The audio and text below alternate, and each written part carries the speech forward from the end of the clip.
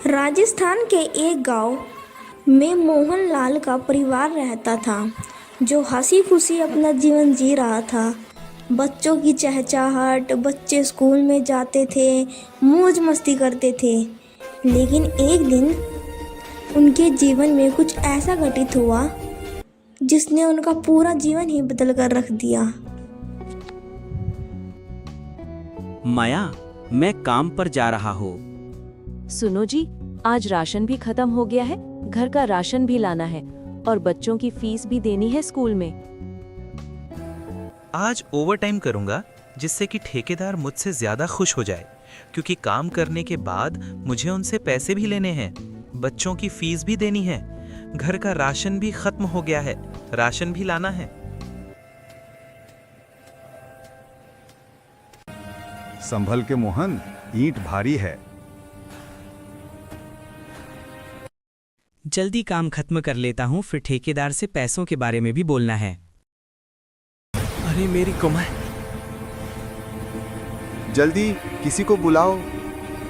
इनकी रीढ़ की हड्डी में बहुत चोट आई है, अब ये खड़े नहीं हो पाएंगे। अब ये कभी नहीं चल पाएंगे। हे भगवान, अब हम क्या करेंगे?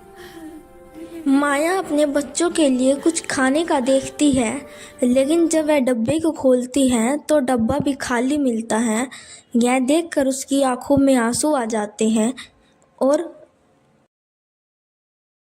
माँ, क्या आज हमें भूखी रहना पड़ेगा? नहीं मेरे बच्चों, मैं कुछ करती हूँ। जब माया शाम के समय अपने पति के बिस्तर के पास बैठी हुई होती है, तो वह मन ही मन सोच रही होती है कि मुझे घर का खर्चा भी चलाना है और उनकी दवाइयों का खर्चा भी चलाना है। हे भगवान, ये सब कैसे होगा? मैं क्या करूं? फिर अगली सुबह माया काम करने का डिसीजन लेती है और वह काम पर जाती है। मामा जल्दी आना।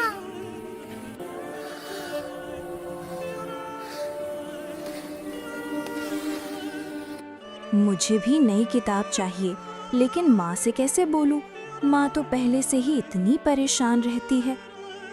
और दूसरी तरफ मोहनलाल, जो बिस्तर पर पड़ा हुआ था, वह अपने आप को बहुत ही बदनसीब समझ रहा होता है, क्योंकि वह अपने परिवार की दशा अपनी आंखों के सामने देख रहा होता है। उसे अपने बच्चों की कॉपी किताब फटी हुई सब कुछ दिखाई दे रहा होता है। तो फिर वह कहता, मेरे इस जीवन का क्या फायदा अगर मैं अपने बच्चों को 2 वक्त की रोटी और उनको अच्छा जीवन ना दे सकूं। ऐसे ही मोहन अपने आप को कोसता कोसता सो जाता है। माँ, क्लास के बच्चे मुझे चढ़ाते हैं, मेरी यूनिफॉर्म फटी है। नहीं मेरे बच्चों, मैं कुछ करती हूँ। माया अपने बच्चों को तो कह देती है, लेकिन माया अंदर से बहुत ही ज़्यादा दुखी होती है। वो टूट चुकी होती है। लास्ट में वह भगवान की से प्रार्थना करती है, हे परमात्मा, कुछ करो मेरे मालिक, वरना मेरा पूरा परिवार भूखा मर जाएगा। मुझसे मेरे भूखे बच्चे देखे नहीं जाते और ना ही मेरा बीमार पति जो बिस्तर पर पड़ा है वो देखा नहीं जाता मेरे मालिक। हे सच्चे मालिक, कुछ करो, वरना भूख के कारण हम लोग मर जाएंगे। मोहन के परिवार की कंडीशन इतनी ज़्यादा ख़राब हो जाती है कि गांव में हर जगह उन्हीं के परिवार की बातें चल रही होती है। अरे तुमने सुना है क्या माया की कंडीशन के बारे में? माया का परिवार तो भगवान भरोसे है अब। कितना सहती है बेचारी। अरे तुझे पता है, राजू ने अपनी पढ़ाई छोड़ दी है क्योंकि उसके पापा का एक्सीडेंट हो गया है और वो स्कूल की फीस नहीं दे पाएंगे। बेचारा राजू।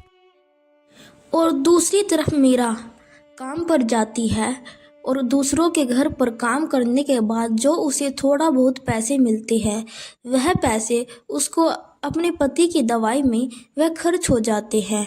इसलिए घर का खर्चा चलाना भी उसके लिए बहुत ज़्यादा मुश्किल हो पा रहा था। कई बार तो बच्चे भी भूखे ही सो जाते थे। देखो देखो कौन आया।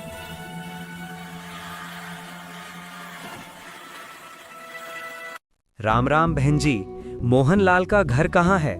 सुना है कि मोहनलाल का एक्सीडेंट हो गया है, वो अपने पैरों पर खड़ा नहीं हो सकता और उनके घर की कंडीशन काफी ज्यादा खराब है। हाँ जी, अब सही कह रहे हो। सामने ही मोहनलाल का घर है, लेकिन आप कौन हो? हम संत रामपाल जी महाराज जी के आदेश पर आए हैं। संत रामपाल जी महाराज ने उनके लिए राशन और जिस चीज की उन्हें जरूरत है सभी भेजी है। बहन जी, ये लीजिए राशन, स्कूल बैग और बच्चों की फीस, और आपके पूरे परिवार के कपड़े इसमें हैं। और संत रामपाल जी महाराज जी ने हमें ये आदेश दिए हैं कि जब तक आपके घर में आपके पति ठीक नहीं हो जाते या फिर आपके घर में कोई कमाने वाला नहीं हो जाता, तब तक आपकी ये सेवा कंटिन्यू रहेगी।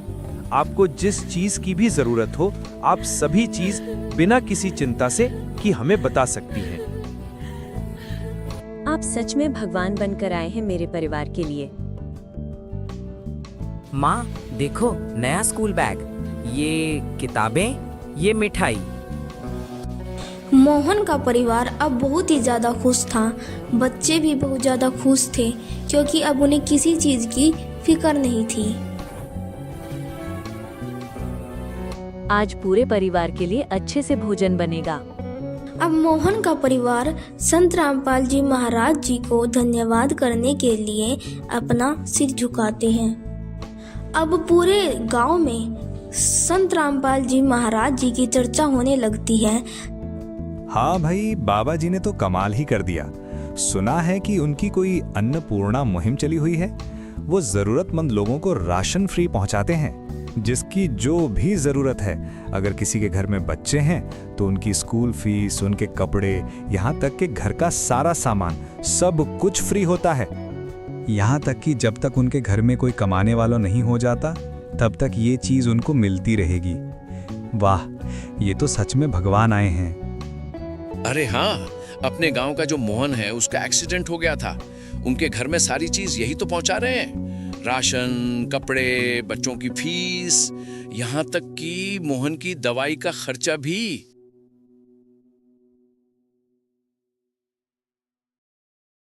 अब हमारा स्कूल में कोई मजाक नहीं उड़ाएगा क्योंकि हमारे पास भी नई स्कूल ड्रेस है। बच्चे अब बहुत ही ज़्यादा खुश थे। वे स्कूल में जाने लगे थे, उन्हें भरपेट भोजन मिलने लगा था। उनकी जो भी ज़रूरत थी, सारी वे ज़रूरत संत रामपाल जी महाराज पूरी कर रहे थे। अब वे अपना जीवन पहले की तरह, बल्कि पहले से अच्छा अपना जीवन जीना उन्होंने स्टार्ट कर दिया था। धीरे धीरे फिर उन्होंने संत रामपाल जी महाराज जी के ज्ञान को समझा और समझने के बाद उन्होंने भी नाम दीक्षा ले ली और मोहन की कंडीशन में भी सुधार होना शुरू हो गया। हे परमात्मा, ये गरीबी हमारे लिए वरदान बन गई कि हमें आपकी शरण मिली। परमात्मा, अब आपकी शरण में आने से हमारा जीवन सुधर जाएगा। परमात्मा, अपनी भक्ति से दूर मत करना मालिक। परमात्मा, अगर हम आपकी शरण में नहीं आते तो हम यह सच्चे ज्ञान को भी नहीं समझ पाते। हम अपना मनुष्य जीवन ऐसे ही नष्ट कर देते मेरे मालिक। हमें पता ही नहीं होता कि कबीर भगवान है। हम ऐसे ही दूसरी भक्ति साधना में लगे रहते और हमारा जीवन नष्ट कर देते। फिर हम भी ऐसे ही कुत्ते गधे की योनि में कष्ट उठाते।